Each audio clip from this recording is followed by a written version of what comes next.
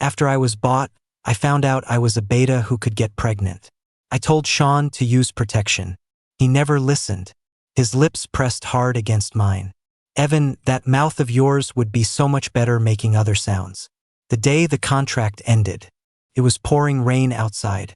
I took an umbrella and a white cat. The white cat's name was Snowball. Shawn found him on the street one night when he was drunk. It's been almost a year, and Snowball never warmed up to him. I wrapped Snowball in my coat. I opened the umbrella and stepped out into the rain. I stopped at the nearest bus station. It was only 9 in the morning, but the sky was as dark as dusk. I called an Uber and waited for a long time. My phone rang. It was Shawn. I didn't answer. Once I was in the car, Snowball poked his head out of my coat. The phone kept ringing. I pulled out the SIM card and tossed it into the side pocket. Rainy mist fogged up the car windows. I hugged the little cat in my arms tighter. Snowball, we're free. I bought the apartment after closing the first big deal for my company. One of Shawn's conditions was that we had to live together. When he was on a business trip or had someone over, I would come back here. With Snowball, this was my real home. Maybe Shawn knew, maybe he didn't. He never really cared what I did in my private life. He only cared if his own desires were being met. I was like a sex toy he'd bought with a clear price tag. $200 million for 1 year. And just like that, the year was over. I first officially met Shawn at a party. He and a few of his rich buddies were messing with an Omega. It looked like some kind of bet. The Omega looked like a college student. His face flushed red with embarrassment. Someone whistled and tried to get me to join in. I gave Shawn a disgusted look, and I walked away with the Omega. Later that night, someone set me up and locked me in a room. The person who came in was Shawn. I knew I couldn't escape, and I didn't plan to. I just waited until the next morning and smashed a wine bottle over his head. Dark red wine soaked the pillow, mixing with the bright red of his blood. I called 911 and left. I waited for him to come settle the score. He didn't show up until 3 months later. By then, a project my company had been preparing for 2 years had run into trouble, and investors were pulling out one after another. Shawn tossed a contract in front of me. Sign it, and $200 million would be in my account immediately. I had no other choice. But the moment my pen left the paper, the real nightmare began. Shawn said he wanted to see my medical report. He designated a private hospital for me to go to. It was run by his cousin, Lucas. I don't know if it was lucky or unlucky. A beta was diagnosed with a fully developed reproductive cavity. After I calmed down, I begged Lucas not to tell Shawn about this, and I had him prescribe me 2 boxes of medication. I was grateful that he didn't ask any questions. He suggested I take his phone number, in case I needed to contact him. I looked down at the string of numbers and the name on the paper. His handwriting was as handsome as he was. I gave a small smile, folded it carefully, put it in my pocket, and thanked him. Shawn was an alpha with a ton of energy. I thought the worst he could do was torture me physically. But the psychological torment was far worse. He never used protection. He was always trying to make me make embarrassing noises. He loved seeing me lose control, flustered, and in pain. I'd rather bite my lip until my mouth was full of blood. But Shawn would just grin menacingly. Evan, blood just gets me more excited. Sweat dripped into my eyes. I couldn't see his face clearly. I just felt like I had probably gotten involved with a madman. The first time Shawn brought someone home and invited me to join them, I kicked him. The consequence was being locked in the next room all night, forced to listen through the wall. They were loud, that's for sure. But for some reason, listening just made me want to laugh. Shawn never got tired of it, like a brainless lunatic. 2 months ago, he came home drunk. He found the medicine I had put in the fridge. He held the pills and laughed mockingly. Evan, did I really fuck you into becoming an Omega? A doctor prescribed them. What doctor? A psychiatrist? Your cousin. Fuck, don't you dare mention him. I still haven't dealt with you for making eyes at him when I took you to my family's house the other day. He's insane. I reached for the medicine. He snatched it away. He popped all the pills out and flushed them down the toilet. I don't give a damn what kind of medicine it is. An alpha's pheromones don't work on me. But I'm no match for his strength. When he threw me onto the bed, I was still thinking about struggling, until a sharp pain shot through my lower body. The back of my neck hurt too. A wave of nausea washed over me. Fear made me instinctively try to crawl away. But it was useless. I could clearly feel something inside my body being forced open. A chill spread from the bottom of my heart. It was more despair than pain. When morning came, I did the same thing again. I smashed an ashtray over his head. This time, I didn't call 911. It would be better if he died. A meow from the cat pulled me back to reality. I glanced out the window. The sunset colored half the sky. After feeding Snowball, I ordered some takeout. The doorbell rang. I opened it for a second, then quickly tried to slam it shut. But a leather shoe was already wedged in the gap. After a standoff, I gave up. I opened the door. I took a step back, letting Shawn hold the door open. "Why did you leave?" I remained silent, my eyes falling on the scar on his forehead. A flash of panic crossed Shawn's face, and he said anxiously, "Evan, last time, I was impulsive, but you got your revenge, didn't you? Stop messing around and come back with me. Shawn, the contract is over, the deal is done. I'm back in my own home. Is there a problem with that?" Shawn's brow furrowed, anger simmering in his eyes. I suddenly thought of something to really piss him off. Or, has Shawn developed feelings for me and can't bear for me to leave? The expression on Shawn's face cracked. He looked genuinely disgusted. Just then, the delivery guy arrived. I didn't look at him again. I took the food and closed the door. I only had a few bites of the takeout. I didn't have much of an appetite. In fact, I hadn't had much of an appetite for the past 2 weeks. Last Monday, after the morning meeting, I rushed to the bathroom and threw up violently. I had a bad feeling about it then, and now that feeling was getting stronger. I made a phone call. "Lucas, it's me. Will you be at the hospital tomorrow?" "I will. What's wrong?" "I'd like you to run a checkup for me." "Sure. If you're not in a hurry, come after 2 p.m. It's less crowded then." "Okay, thank you." Lucas was also an alpha. Based on his build and looks, he was very imposing. But from my few interactions with him, he always seemed polite and gentle.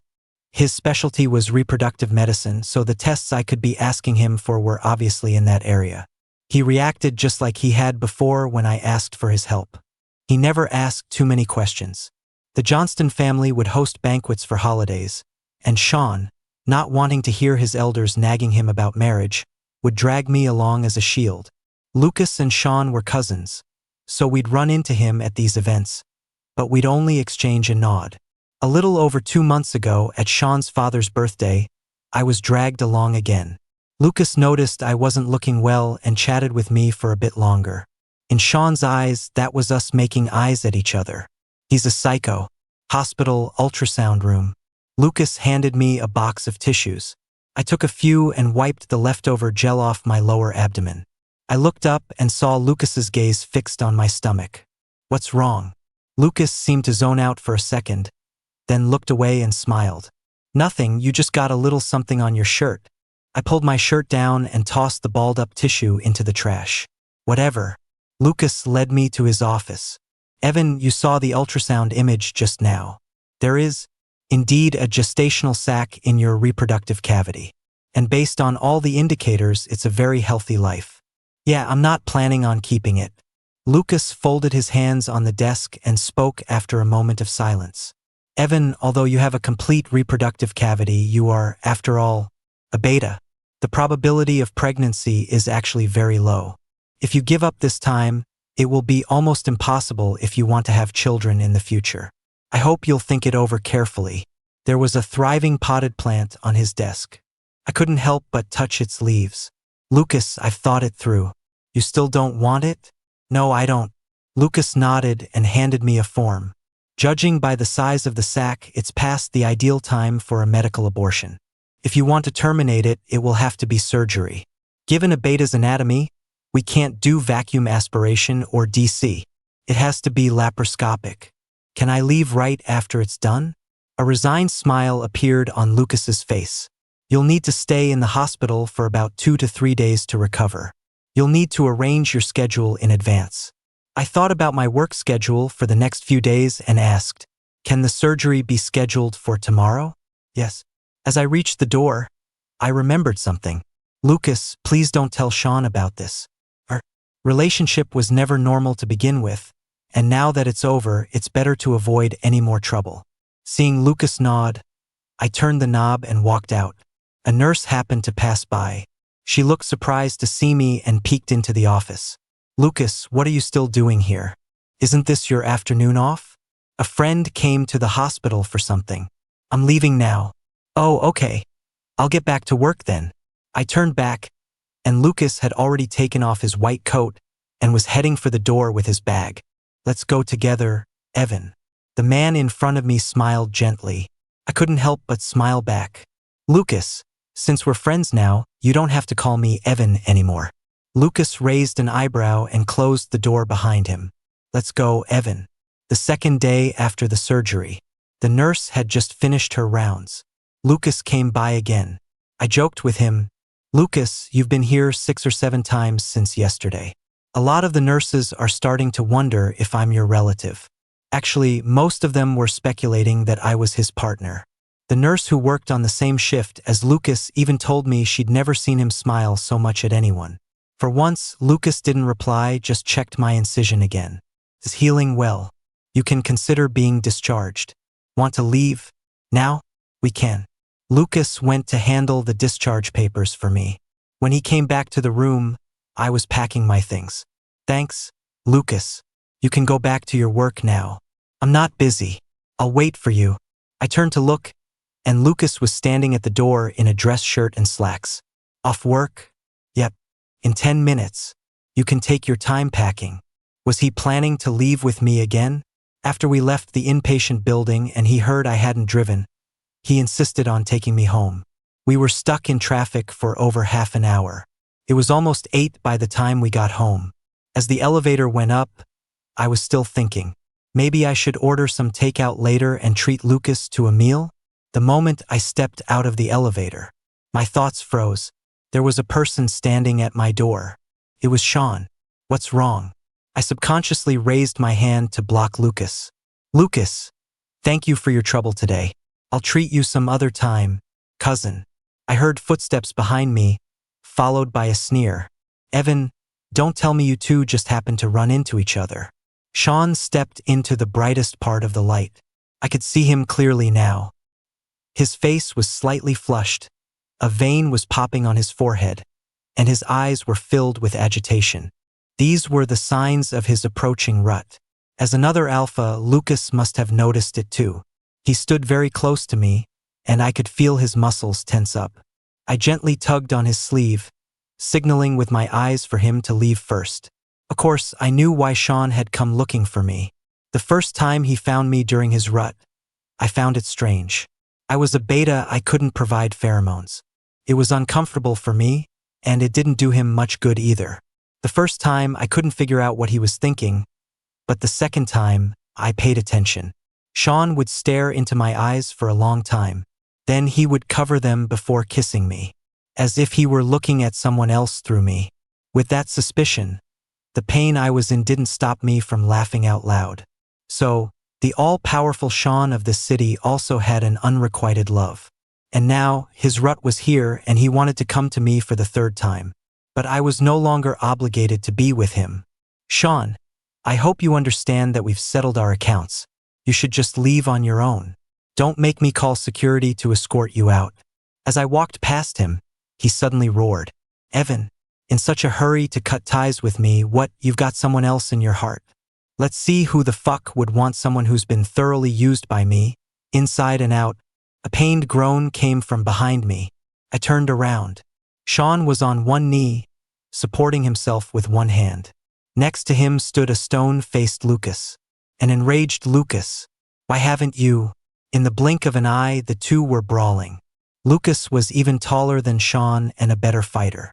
He landed several blows that left Shawn unable to retaliate. Lucas, you're fucking hitting me for a beta. Are you out of your mind?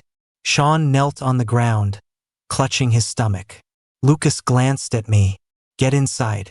I opened the door but stood in the doorway without going in. Lucas looked at me, then at Shawn moaning on the floor. He gave him another kick for good measure. Then he walked over. Should I call 911? No need. He won't die. I nodded. Under Shawn's venomous glare, I closed the door. Go sit on the sofa and wait a minute. A gentle tug on my arm. Lucas's expression had returned to normal. Did I scare you? Just now. I blinked, momentarily stunned by the question, then smiled. No. If I hadn't seen how good you are at fighting, I would have gone inside to get a tool. I pointed to his eyebrow and the corner of his mouth. You sit and wait, I'll go get you the first aid kit. The moment I turned, I was pulled back. A shadow fell over me. Before I could react, my lips were covered by another's warmth. It was just a touch. No further action. I couldn't help but hold my breath. By the time I came to my senses, Lucas's lips had moved to my forehead. A light touch, then one arm went across my back, the other around my waist. Lucas was taller than me, so this position forced me to tilt my head up slightly. I slowly raised my hand, then let it fall. You don't mind? The arm around my waist tightened a bit. We were so close I could feel our hearts beating. After a long time, I heard him say, I often wonder if I hadn't gone into medicine back then, but into business instead, would the story have turned out differently? It was a random sentence, but somehow I understood. But I couldn't answer that. I patted his lower back, signaling for him to let go. You're a great doctor. Don't think about what if. The tense atmosphere gradually faded. As I walked toward the living room, I joked, You beat up Shawn like that. How are you two going to sit at the same table for dinner in the future? I've wanted to deal with him for a long time. If it weren't for my uncle, I wouldn't even bother with him. What's the beef? Why such a deep grudge? Every time after I see you, I realized the conversation should stop there. I pretended I didn't hear. Lucas took the first aid kit from my hand and walked toward the bathroom. I found my phone and followed him. What do you want to eat? I'll order something. Don't worry about me, just order what you like. Something light. When the food arrived, Lucas frowned. This is what you consider light? Among a table full of fried and stir-fried dishes, I sheepishly pulled the plate of steamed vegetables in front of me. This is the first time I'm treating you to a meal. I can't let you go home hungry. I would have been fine with plain noodles. How was I supposed to respond to that? A smile would have to do. After dinner, he offered to do the dishes. I had nothing to do, so I sat on the sofa holding Snowball, my mind blank. Snowball, on the other hand, really liked him. He was weaving around his legs the whole time we were eating. Maybe Snowball also knows who's good and who's bad. When Lucas came out of the kitchen, he grabbed his jacket and headed for the door. Leaving already? Yeah, I won't disturb you anymore. Get some rest. Okay. But I didn't hear the sound of the door opening for a long time. I walked over and asked, What's wrong? Lucas looked like he wanted to say something but was hesitating. Evan, in the future, can I ask you out to dinner? My gut reaction was to refuse him outright. But maybe Lucas's expression was too sincere. The words of rejection tumbled on my tongue and came out as something ambiguous. We'll see. The company was about to launch more than a dozen new products. The last month has been very busy. Lucas asked me out twice, but after thinking it over, I turned him down. He's a good person, and of course he deserves someone better. Just after finishing the final meeting before the product launch, I got a call from my younger brother, Alex. He said Dad had a sudden heart attack and was in the emergency room. When I arrived, there were a lot of people in the hospital room. Henry's lawyer and 2 assistants were there. Henry was already awake. When he saw me come in, he weakly lifted his eyelids to glance at me. Tim, the lawyer, immediately blocked my path. Evan, your father doesn't wish for you to be present. Before I could react, someone pulled me from behind. It was Alex. Bro, Dad brought them here to make a will. Let's step out. I nodded and turned to leave. A hoarse voice spoke up. Alex stays. I didn't look back, just kept walking towards the door. But I walked very slowly, probably because there were too many eyes on my back. I heard Tim's voice behind me. I wasn't paying attention to what he was saying until that hoarse voice pinned me to the doorway. After I die, all my assets will be inherited by my son, Alex. My son Alex. It was like a bucket of ice water being poured over my head. I gripped the doorknob, let go, gripped it again, let go again. I could hear my own voice trembling. Dad, am I not your son too? The answer I received was another firm and decisive repetition. After I die, all my assets will be inherited by my son, Alex. Alex is the child of Henry and his second wife, an alpha he was very proud of. The only reason Henry handed the company over to me back then was because Alex was still too young. He couldn't bear to push a company that had been losing money for 3 consecutive years onto him. In the 5 years I managed the company, I never slacked off. A year ago, the company faced a major crisis. Henry stood by and did nothing. I didn't hesitate to sign an agreement with Shawn in exchange for a turnaround. All because this company held half of my mother's life's work. Henry didn't love my mother, so naturally he didn't love me either. I had thought that after Henry passed away, he would leave half of the company to Alex. But it shouldn't have been all of it. The sound of urgent footsteps came from behind me. Bro, Dad probably isn't thinking clearly right now. Don't take what he just said to heart. I also think what Dad did was wrong. Maybe there's some misunderstanding. Can you go back and have a good talk with him, please? Alex was well protected by Henry. He's simple-minded. If I wanted to fight for it, he might not even get half of the assets. But seeing the anxiety all over his face, I suddenly didn't want to fight anymore. It's okay, Alex. Let's just do as he says. Bro. Also, I smiled. From now on, whether Henry is dead or alive, there's no need to contact me again. After leaving the hospital, I suddenly realized I didn't have much to do anymore. The sun was a bit glaring, with a cool breeze blowing occasionally. It was a nice day. I should go see my mom. Kneeling before my mom's grave, there were so many things I wanted to say, but only one sentence came out. I'm sorry, Mom. Your son did his best. After leaving the cemetery, I went to the supermarket and bought a lot of ingredients. When I got home, I cooked every dish I knew how to make. At 10 o'clock at night, staring at the table full of food, I didn't want to eat again. After cleaning up, I gave a little to Snowball. The rest I took downstairs to share with the stray cats and dogs. I got back home and lay in bed. It was already 2 in the morning. I wasn't sleepy at all. At 8:30 in the morning, my phone started vibrating. At 9, I answered one of the calls. Hello, Evan? Thank God you finally answered. The new product launch is about to start. Where are you? Should I send someone to pick you up? No need. What do you mean? Evan? The launch is waiting for you to host. I won't be coming to the launch. Just find someone else to do it. It's fine if you don't hold it at all. Mr. Evan, are you kidding me, Evan? Hello? Evan? Are you listening?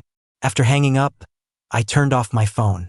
After thinking for a moment, I still sent a resignation letter to the board of directors. In the evening, I turned my phone back on. It buzzed and chimed for a while. The second it calmed down, a call from an unknown number came in. Evan, I heard your company's product launch this morning was quite the spectacle. News about your company is flying everywhere now, and the stock has hit its limit down. Who is this? Evan, stop fucking pretending. It's only been a short time and you can't recognize my voice anymore. Oh, Shawn. Evan, you listen to me. I'm calling to tell you that I plan to acquire the Y Corporation. Shawn plans to acquire the Y Corporation. What's scared now? Of course, if you come back obediently, I might consider giving up the acquisition. Oh, Shawn. Shawn. He actually called me specifically to tell me a joke. I held the phone and laughed for a long time before saying, whatever you want. I warmed up some fish for Snowball and ordered a liquor delivery for myself. Half an hour later, the doorbell rang. Arriving with the alcohol was Lucas. I smiled and greeted him. Care for a drink? After he came in, I lined up 10 bottles of alcohol on the carpet and opened them all. I pushed a bottle into Lucas's hand and clinked it against his with a smile. Drink up. I tilted my head back and chugged half the bottle. The alcohol flowed down my throat and into my stomach, setting off a fiery pain. But I needed that feeling right now. I then swallowed the remaining half in one go. I noticed Lucas was still in the same position, not moving at all. I smiled and asked, "None you like? What do you want to drink? I'll order it for you." As I pulled out my phone, Lucas suddenly spoke. "Evan, you don't have to smile if you're not happy." I lowered my eyes and, after a moment of silence, nodded. I grabbed another bottle and continued drinking. So even my smile wasn't likable. My stomach started to feel numb. Suddenly, my hand was empty. 3 bottles. That's enough. I glanced at the empty bottles on the floor, then at Lucas. Annoyance surged within me, and my fingertips dug deeper into my palms. If I can't drink, then what should I do? A well-defined hand appeared in my line of sight, following the arm up, past the shoulder and neck, to the prominent Adam's apple and finally landing on the sensual lips. I swept away the empty bottles in front of me, and the next second, I grabbed Lucas by the collar and pulled him towards me. I kissed those lips. Holding the back of his neck, I kept pulling him closer. Our breathing grew heavier, and my tongue gradually went numb. The feeling of near suffocation was good. A force pushed me backward. The moment I fell to the floor, Lucas pulled his lips away. Deep breath, catch your breath. I wasn't listening. I wrapped my arms around his neck and pressed closer, asking in a panting whisper in his ear, "Want to?" One of my hands slid down his abs. Just as I touched, he grabbed my hand and moved it away. "Are you prepared?" Lucas's physical reaction was far from as calm as his voice. I shook off his hand and slipped my hand back under his shirt. "Let's just do it." My wandering hand was suddenly pulled out. Lucas grabbed my other hand and pinned them both above my head. "You'll be in a lot of pain if we just do it." "I'm willing." My body suddenly felt light as Lucas lifted me into a sitting position and hugged me from behind. The fire inside me was instantly extinguished. The feeling of frustration surged again. "Lucas, you're obviously... Don't worry about it." I struggled with my arms. "If you don't want to, then get out." But I was held even tighter. "Let go." The force on my body didn't loosen one bit. Lucas's voice was very low, with no discernible emotion. "Evan, you don't want this with me. You're not even aroused." I pushed his hands away. After a moment of struggle, I finally gave up and leaned back against his shoulder. "It's enough if you are." Lucas was whispering something in my ear. I think he was talking about a restaurant he'd chosen, a movie he'd seen recently, the flower shop by the hospital. His back was warm. I couldn't hear anything clearly. The ceiling light was glaring. I had to close my eyes. "Lucas, you're so noisy." My cheek was gently touched. Do you want to sleep? Will you leave if I fall asleep?" "I won't leave. I'll stick to you." Lucas really kept his word. He was still at my place at 10 in the morning. "Don't you have to go to work at the hospital?" Lucas pulled me to the dining table, bringing over a bowl of porridge and a few side dishes. "I own the hospital. It's fine if I'm gone for a few days." "You're afraid I'll do something stupid." Lucas smiled helplessly and studied me for a long time. "Am I overthinking it?" I picked up the porridge bowl and took a big gulp. "Yeah. I'm not going to jump off a building, and I'm not going to self-harm." I took a few more big gulps and put the empty bowl aside. "You can go to work without worrying. There are a lot of people who need you." A faint line appeared between Lucas's eyebrows. "Evan, don't you need me?" I shook my head and smiled slightly. "Go to work. And for last night, thank you." I walked him to the door. The moment it closed, the churning in my stomach became unbearable. I rushed to the bathroom and threw up everything. I heard the cat meow behind me. I splashed some water on my face. I picked up Snowball and sat down, completely drained. "I'm sorry, Snowball."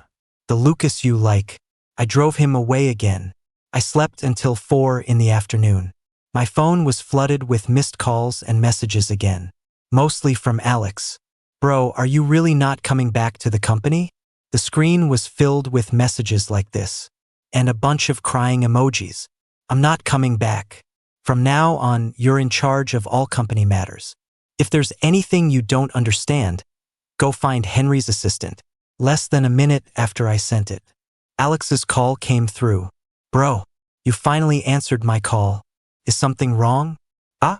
Yeah, there is, bro. This morning, people from the Johnston group came to the company to negotiate. That Shawn guy said if he didn't see you, he'd acquire the company. I'm not going to see him. As for the acquisition, you can handle it. Seeing how furious he was, I kind of figured, you're not here, and the company is in its current state. I can't handle it.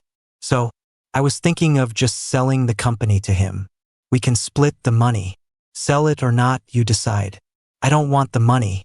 You have to take it. Otherwise, I'll withdraw it and dump it at your doorstep. Is there anything else? Yes. Bro, don't hang up yet. It's not really anything important, just something for you to laugh at. During the negotiation this morning, Shawn was initially very arrogant. But after I showed up, his attitude suddenly softened. After it was over, he stayed behind specifically to thank me. I thought it was weird, so I asked him what he was thanking me for. Guess what he said?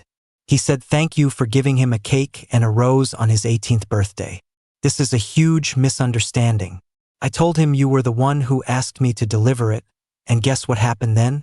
Shawn almost fell over. He turned pale and just left. Is there anything else? No, bro. Okay, hanging up. Shawn is the only qualified heir to the Johnston family at the moment.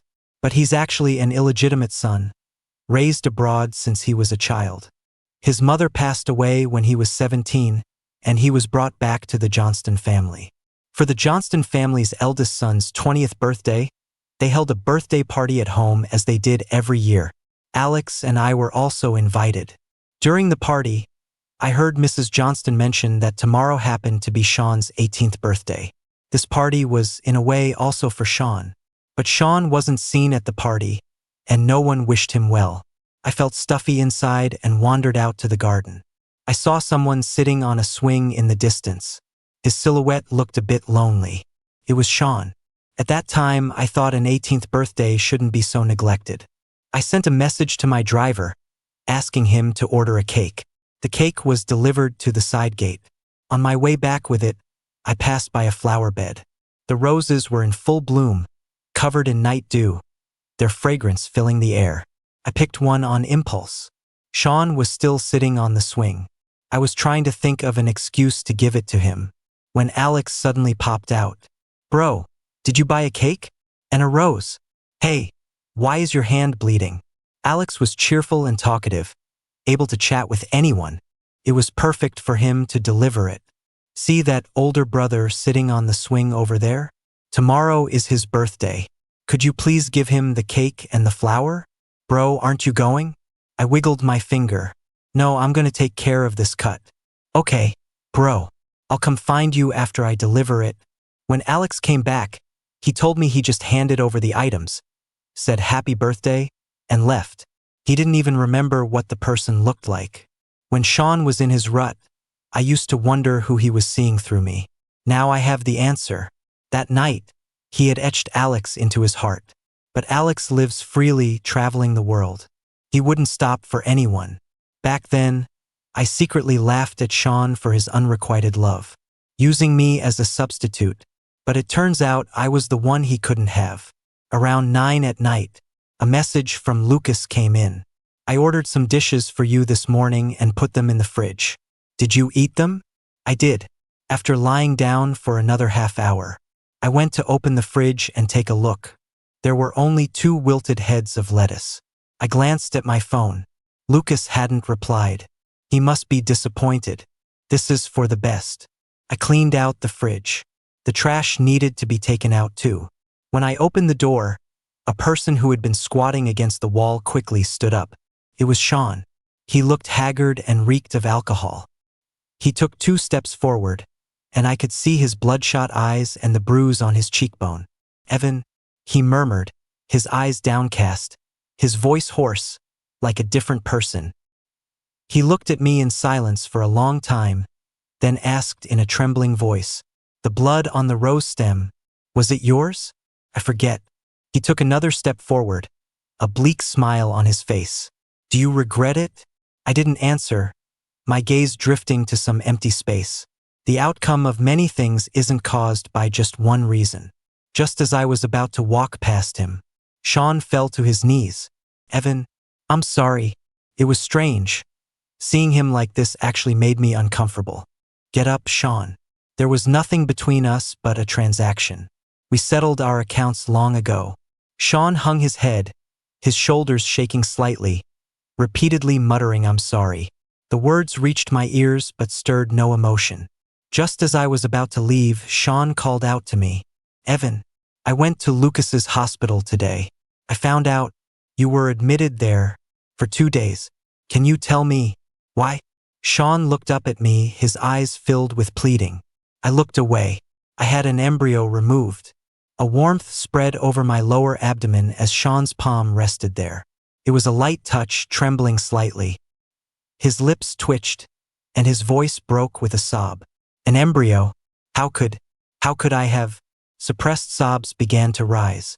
Shawn hunched over, recounting many things he had done in the past, saying he shouldn't have, that he was a bastard, that he was sorry. A sense of irritation grew stronger within me. Countless memories flooded my mind, churning into a chaotic mess. My brain felt like it was caught in a giant net. Unable to think, unable to concentrate. I didn't know what to do. My mind was in turmoil, like something was dragging me down, endlessly sinking. No end, no bottom. A mix of powerlessness and weightlessness crushed me, making it hard to breathe. Evan, hit me, curse me, please just hit me. Shawn grabbed my hand and pulled it towards his face. My ears were filled with a blur of sounds. I gasped for air, like a fish thrown into the desert. I wanted to leave, wanted to scream, but I couldn't move. Felt like I couldn't control my own body. What do I do? What do I do? What do I do? The light before my eyes suddenly vanished. A large hand covered my eyes. I was pulled into an embrace. My fingers were forcefully uncurled from my palm. My body was shaking, and I couldn't tell if it was mine or his. His voice was shaking too. Evan, close your eyes. Breathe deeply. If you want to cry, just cry. You can scream too. Don't think about anything. I'm here. I'll always be with you. My temple was kissed over and over. I was held very tightly. Lucas, I'm here. Lucas, I'm here. Lucas, I'm here. I couldn't cry and I couldn't scream. Lucas led me back inside. He closed the door, then went out again.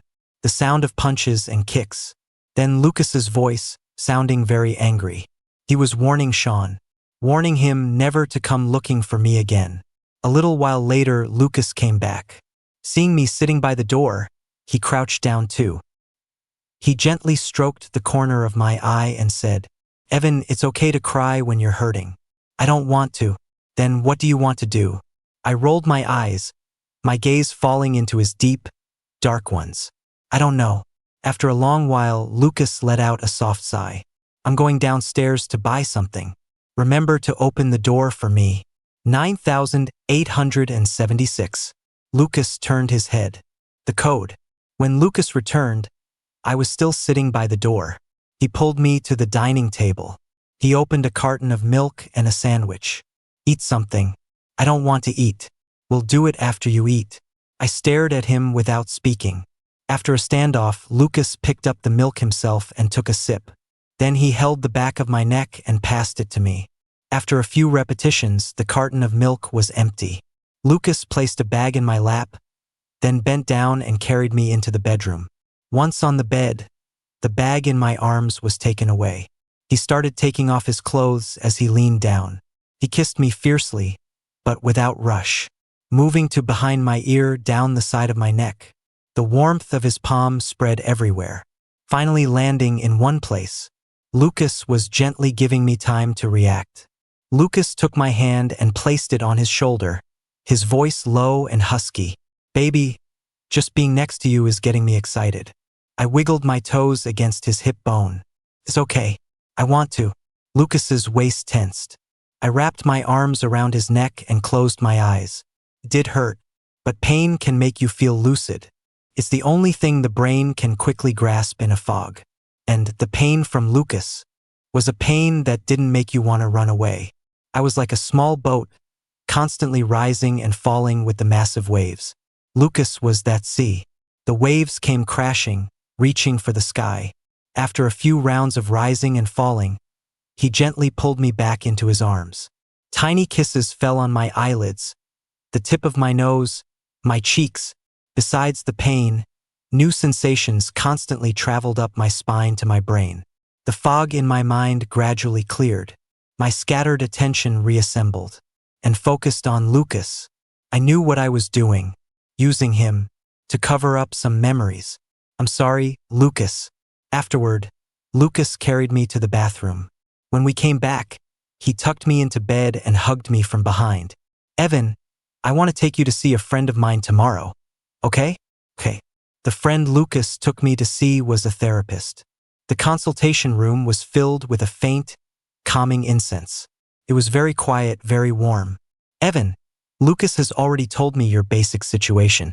He and I are old friends, so if you don't mind, you can think of me as a friend too. Okay, then let's begin. Dr. Lee asked many questions, and I answered them one by one. Evan, your emotions are too flat. It's almost as if you have no emotions, which doesn't match your experiences. This happens because the pain in your heart has accumulated too much, affecting your normal life. Your brain had to activate a self-protection mechanism, cutting off many of the body's sensations and sealing away your emotions. This seal is temporary. It's the time your brain gives us to seek help from the outside. On the day the seal breaks, the pain will rebound tenfold, and by then you might really not care about anything at all. I lowered my head and gave a nonchalant smile. I don't seem to care about much now. You do. Dr. Lee smiled at me, then looked out the window. In a flower bed not far away grew a lush camphor tree. Under the tree stood a tall, imposing figure. He was wearing a black coat, his long fingers holding an unlit cigarette. A slight breeze lifted the corner of his coat but couldn't smooth the furrow between his brows.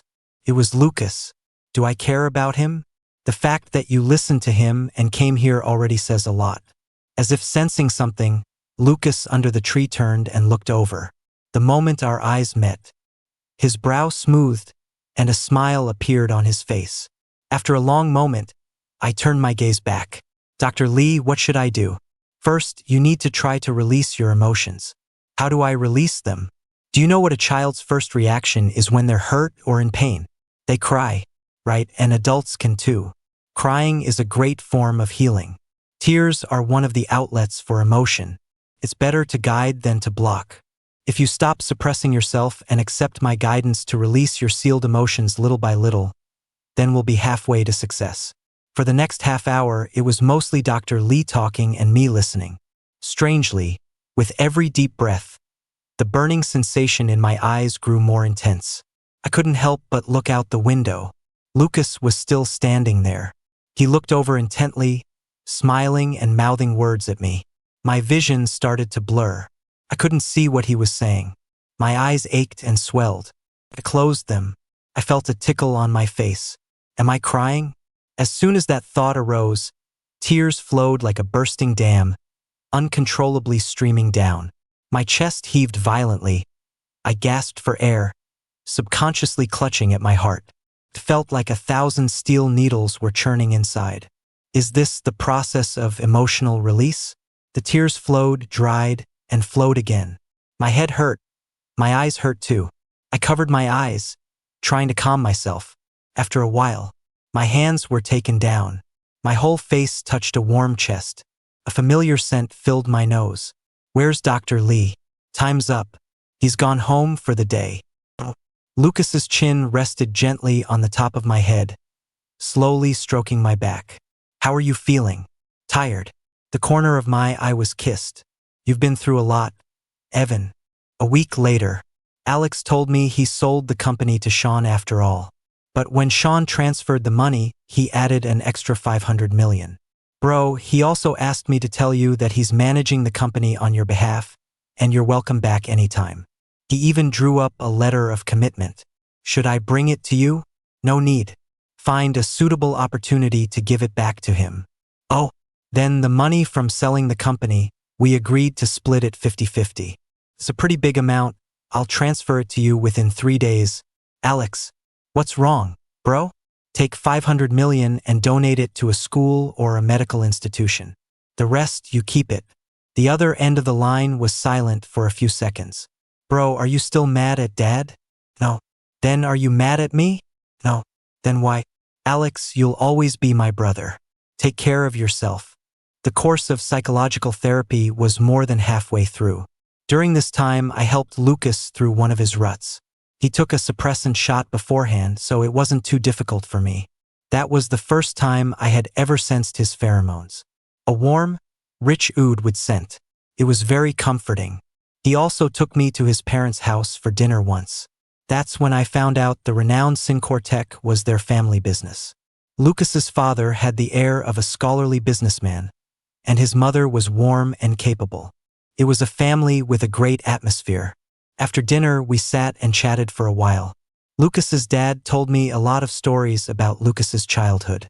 Lucas has always been strong-willed. When he said he wanted to study medicine, his mom and I tried to persuade him for 3 days and 3 nights, but we couldn't change his mind. Lucas whispered in my ear, "I regret it." Lucas's mom took over the conversation. "Evan, what's past is past. You're still so young, you have a great future ahead of you. Auntie knows that many companies have extended offers to you. If you don't mind, why not come to Syncor? His dad and I can't count on Lucas. If you come to our family, his dad and I can retire earlier." Lucas looked a little unhappy. "Dad, Mom, Evan is here with our family to be happy. Besides, the money I make is enough to take good care of him. You two should stop trying to rope him in." I patted Lucas's hand and smiled. "Uncle, Auntie, thank you for your kind offer. I will seriously consider joining Syncor." This Saturday, I went to the therapy clinic as usual. After I finished and walked to the entrance, I saw Lucas's Lincoln pull up to the curb in the distance. He got out of the car and ran towards me when he saw me. "How are you feeling today?" The sun was bright, and I squinted, saying, "Okay." He leaned in, hugged me, and gave me a kiss, his cheek against mine. "Great." After we got in the car, Lucas didn't start it right away. "What's wrong?" I asked. Lucas looked a little nervous. "Evan, where do you think our relationship is at?" I thought for a moment and said, "We've kissed, we've slept together. I've met your parents. I guess that makes us boyfriends? Then can you be my partner?" A moment of silence. I smiled. "Then for all your future ruts, you might have to take a suppressant shot first." Lucas looked at me quietly. His eyes gradually turned red. He suddenly leaned over and hugged me. "Thank you, baby." He snuggled against me for a bit longer before letting go. "I have 3 things to give you." Lucas handed over an equity grant document. "First thing from Dad." I quickly glanced through it. 15% of the shares. The shares aren't tied to you joining Syncor. The position they have for you is CEO. They'd be very happy if you took it, but even if you don't, these shares are what my parents want to give you. Lucas then handed over a jade bracelet. "Mom asked me to give this to you. She said it was a gift from her mother when she got married. Mom says jade is nurturing, and you should wear it more often at home." As he spoke, he slipped the bracelet onto my wrist. "The size is just right. It looks good." Lucas was still holding my hand. He then took out a small square box. "The last thing is from me." The box opened, and a pair of platinum rings with diamonds lay inside. He picked up the slightly smaller ring and slipped it onto the ring finger of my left hand. "Evan, can you put mine on for me, please?" I came back to my senses, my hand holding the ring trembling slightly. The pad of Lucas's finger gently wiped under my eye. The ring had become warm from my grip. I sniffled and took his hand. I slowly pushed the ring past his knuckle, settling it at the base of his finger. They were both a perfect fit. "Lucas, are these the bride price?" A slight smile lifted the corners of Lucas's mouth. "As for the bride price, Mom and Dad are planning to hand the company over to you. And me, I own a hospital. Will that do?" I couldn't help but laugh through my tears. "How about I give you the bride price, and you come over with the dowry?" Lucas raised an eyebrow and said, "Deal." The street scene slowly receded behind us. "I have the afternoon off. Where do you want to go next?" "Let's go home." "Okay." Let's go home.